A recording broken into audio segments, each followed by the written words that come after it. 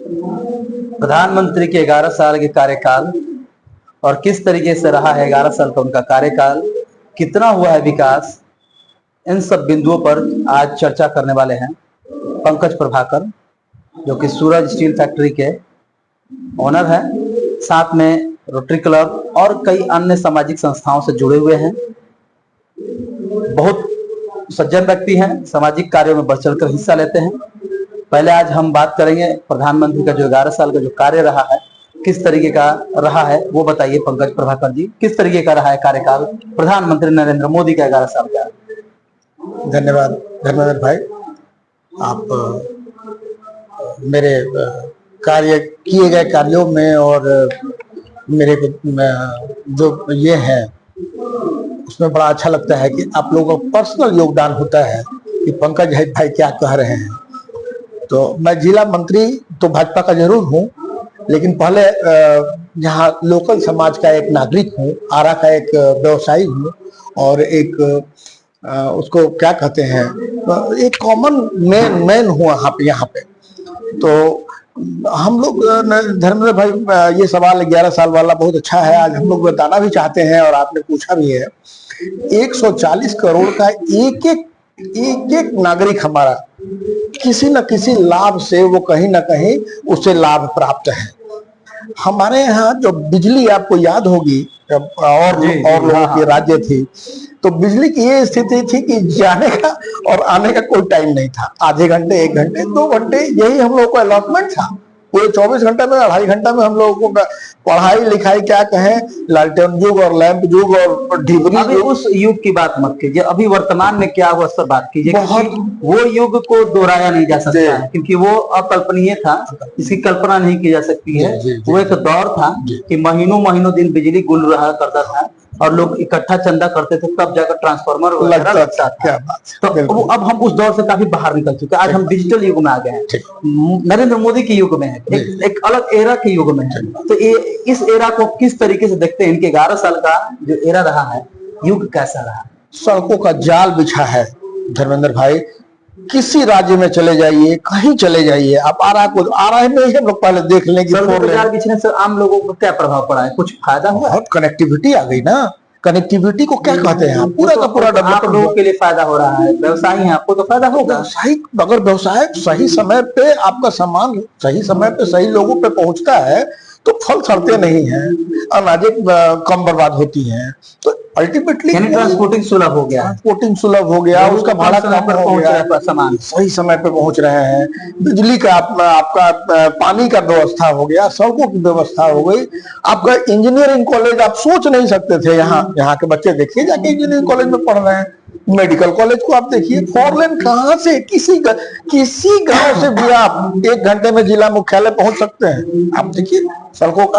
Engineering college बन गया, admission हो गया, मेडिकल कॉलेज में अगले साल का सेशन चल रहा है।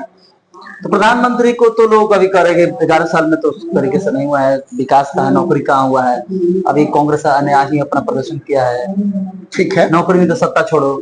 सर धर्मेंद्र भाई, आप बताइए कि एक तरफ हमारी जनसंख्या विस्फोट कर रही है, लोग कहते हैं कि 11 बच्चे हम पैदा करेंगे और खिलाए पिलाएंगे मोदी जी, पढ़ाएंगे मोदी जी। देखिए, आपको सिंपल एक बात, हमारा स्वरोजगार देखिए, हम लोग बनिया क्षेत्र में हैं, बनिया जाति से हैं। हमारे यहाँ स्वरोजगार मतलब बेस्ट बना गया है, मैंने सबसे अच्छा व्यवस्था है स्वरोजगार में। आप देखिए, जिले में आप कोई भी उद्योग लेके आना चाहिए, सरकार के द्वारा योजना है, सरकारी योजना है। कौन सा योजना के तहत स्वरोजगारी लोग बन रहे हैं?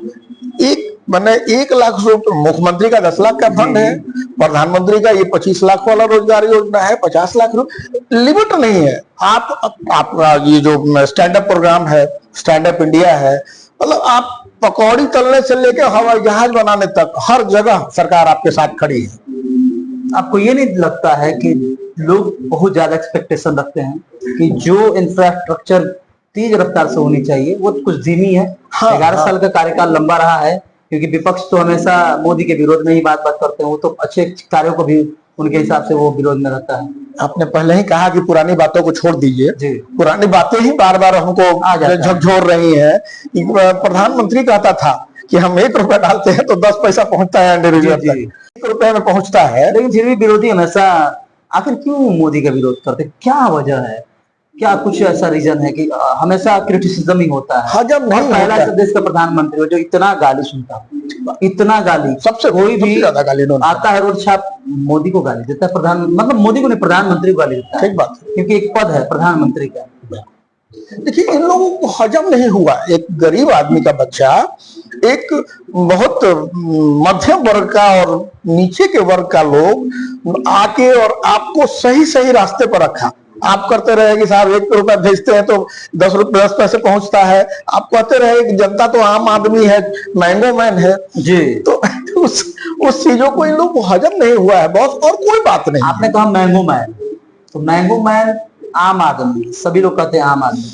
यहाँ तो बस आम को चूसने का काम, यानी आम आदमी को चूसने का काम, उसके बाद गुठली में फेंक देने का काम। उस समय यही होता था।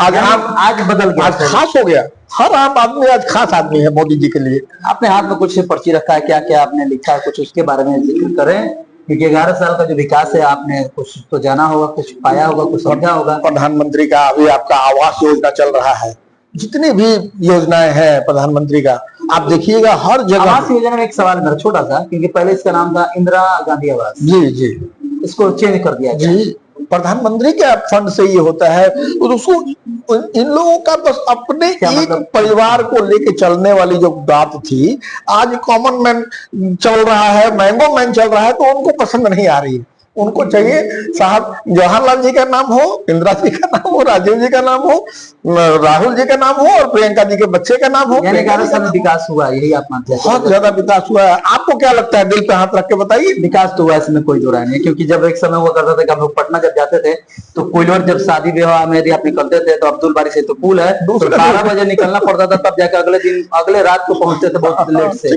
तो ये स्थिति तो हुआ करता था। लेकिन अभी जिस तरीके से रोजगार की बात किया गया था कि प्रधानमंत्री के जो शुरुआती कार्यकाल कि हर वर्ष 2 करोड़ युवाओं को रोजगार, ये एक क्वेश्चन है, इस पर आप क्या कहेंगे कि 2 करोड़ युवाओं को रोजगार? अब ये मत कहिएगा कि पकौड़ा तलना ये सब चीजें नहीं चाहिए। एक चीज, हर एक चीज को आप देखिए, आपका टैक्स कलेक्शन कैसे हो रहा है, आपकी जीएसटी वर्ल्ड में सबसे ज्यादा टैक्स कलेक्शन कैसे हो रहा है, कहीं ना कहीं व्यापार तो हो रहा है, सब कुछ हो रहा है। लेकिन एक बात जानिए, बैक बेंचर आज भी बैक बेंचर ही है।